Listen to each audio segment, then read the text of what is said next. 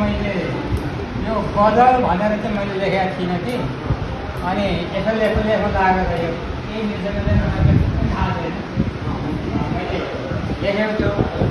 म 2टा गजल सुनाउँछु है टाइम चल्दैन एउटा यही अघि हाम्रो योगेश सरले भनेको जस्तै जिन्दगीसँग सम्बन्धित छ एउटा गजल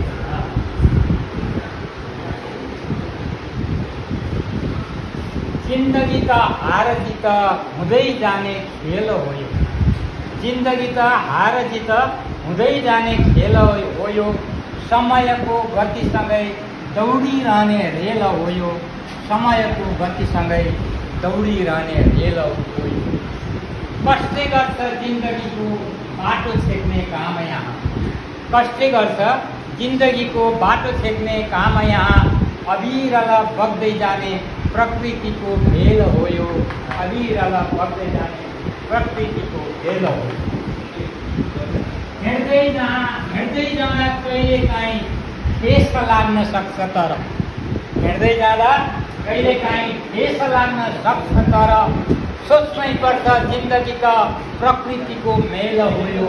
सोच्नै पर्छ जिन्दगी त प्रकृतिको मेल हो यो घाम छाया सुख दुःख घाम छाया सुख दुःख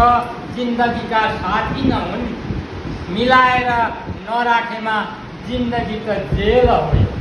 मिलाएर नराखेमा जिन्दगी त जेल हो यो पौरखी यी हातहरूले किन कर्म गर्नै पर्छ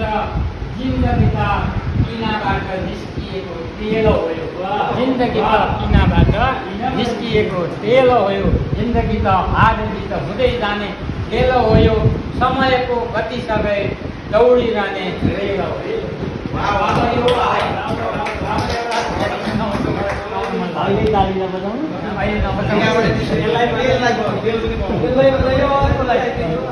अब मैले सुनेको अथवा पढेको खास गरेर गजल चाहिँ अलिक प्रेम रसमा आधारित हुन्छ भन्ने सुनेको थिएँ त्यही कारण मैले पनि झनै त्यस्तै यो झनै वियोगान त हो कि जस्तो लाग्यो मलाई चाहिँ अब के भयो थाहा छैन छोटो छ मैले यो पनि भने है यो उहिले जमानाकै बेला सम्झेर लेखेको छु कि क्या मोहिनी रूप चञ्चल आँखा लट्याउने जान्दा जान्दै मोहिनी रूप चञ्चल आँखा लट्याउने जान्दा जान्दै मनी त्यसै मक्ख परे हौली मेरी खान्दा तिखा नजर बाँडा हान्यो मुट्टु मेरो हल्लाइदियो तिखा नजर बाँडा हान्यो मुट्टु मेरो हल्लाइदियो हल्क्यो उमेर मेरो पनि राम्री खान्दा हल्क्यो उमेर मेरो पनि राम्री खान्दै तिमीले नै प्रस्ताव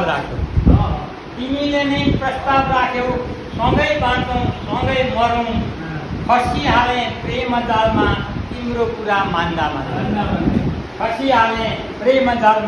तिम्रो कुरा मान्दै तर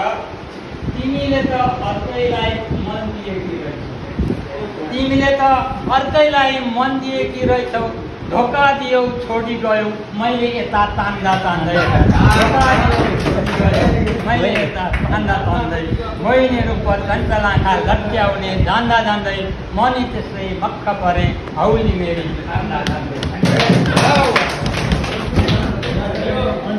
यो त युवाको प्रेमलाई ज्येष्ठ नागरिकको प्रेम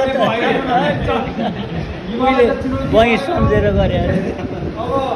कदम सरलाई धेरै धन्यवाद तपाईँ त मोतीरामसँगै पुगिसक्नु भएको छ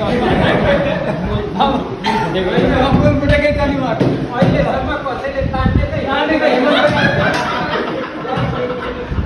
हानेर मुख्य हल्लाइदिएर हैरान भावना बनाउनु भयो आफूलाई पैसाले हानेर बनाउनु भयो होइन आफू भएको होइन नि त अहिले त ठानेको हो नि त त्यसले गर्दा यहाँलाई धेरै रचनाका लागि पदम सरलाई धेरै धन्यवाद छ। अब हामीसँग